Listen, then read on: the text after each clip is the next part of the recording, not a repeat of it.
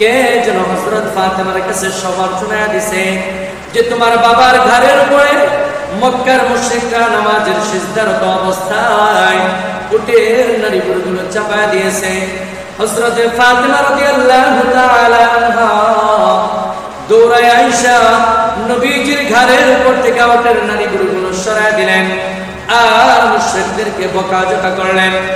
আল্লাহর নবী নামাজ শেষ করা ওই মুশরিকদের জন্য রব্বে কারীম কাবার মালিক যাকে না বানাইলে এই দুনিয়ার কোনো কিছুই বানাইতেন না।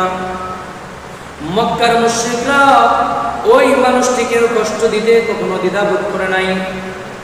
আল্লাহর নবী সরকারে দু আলম নবী মুহাম্মদুর রাসূলুল্লাহ সাল্লাল্লাহু আলাইহি ওয়াসাল্লাম একদিন কাবা ঘরের সামনে দাঁড়াইয়া নামাজ আদায় করতেছিলেন।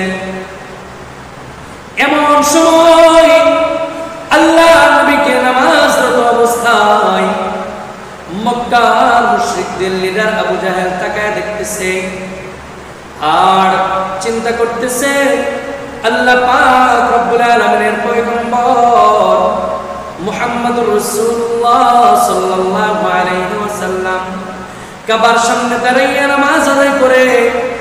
এটা দেখার পরে আবু জাহেলের আর সহ্য হলো না। আবু জাহেল তার সঙ্গে নিয়ে বসা কিছু দুষ্ট প্রকৃতির লোকদেরকে বলল, তোমাদের মধ্যে এমন কি কেউ আছো এই যে উটের বুড়িগুলো দেখা যায় এগুলো মুহাম্মদের ঘাড়ের উপরে চাপায় দিতে পারবা? আবু জাহেল কথা বলতে না বলতেই ওই দুষ্ট প্রকৃতির ছেলেদের মধ্যে থেকে একজন দাঁড়ায় বলতেছে, আমি পারবো ওই মুহাম্মদের উপরে ওই উটের নাড়িভুড়িগুলো চাপায় দেওয়ার জন্য। কথা বলতে না বলতেই আবু জাহেল বলল, হা হা, তাহলে যাও, ওই মুহাম্মদ যখন সিজদায় মাথা নোয়াবে সঙ্গে সঙ্গে তুমি ওই উটের নাড়িভুড়িগুলো মুহাম্মদের উপরে চাপায় দিবা। সরকারে দু আলম নবী মুহাম্মদ আরবি সাল্লাল্লাহু আলাইহি ওয়াসাল্লাম যখন সিজদার মধ্যে চলে গেলেন সঙ্গে সঙ্গে দুষ্ট ছেলেটি ওই উটের নাড়িভুড়িগুলোকে নিয়ে আল্লাহর নবীর ঘাড়ের উপরে চাপায় দিল। আল্লাহর নবীর ঘাড়ের উপরে চাপায় দেওয়ার কারণে মুহাম্মদুর রাসূলুল্লাহ সিজদা থেকে মাথা উঠাইতে পারতেছিলেন না। এমন সময় ওই মক্কার মুশরিকগুলো আল্লাহর নবীর কষ্ট দেখা কিলবিল করে হাসতেছিল আর মস্করি করতেছিল। এদিক দিয়ে হযরত আব্দুল্লাহ ইবনে মাসউদ রাদিয়াল্লাহু তাআলা কিছু দূর থেকে তাকায় তাকায় আল্লাহর নবীর নামাজ দেখতেছিলেন। আব্দুল্লাহ ইবনে মাসউদ রাদিয়াল্লাহু তাআলা আল্লাহর নবীর কষ্ট দেখা চোখ দিয়া পানি জড়ায় কান্না করতেছে আর বলতেছে, হায় আফসোস, আজকে যদি আমার ক্ষমতা থাকতো, শক্তি আর সাধ্য থাকতো, তাহলে তো আল্লাহর নবীর এই কষ্টটুকু হইতো না। আমি আব্দুল্লাহ ইবনে মাসউদ আল্লাহর নবীর উপর থেকে এই উটের নাড়িভুড়িগুলো সরায় দিতে পারতাম যদি কেবলমাত্র শুধুমাত্র আমার ক্ষমতা থাকতো। আজকে ক্ষমতা নাই বিদায় ওই মক্কার মুশরিকরা আমার সামনে আমার নবীকে এত কষ্ট দেয়, কিন্তু আমি কোনো নবীজির জন্য সাহায্যের হাত বাড়াইতে পারি না।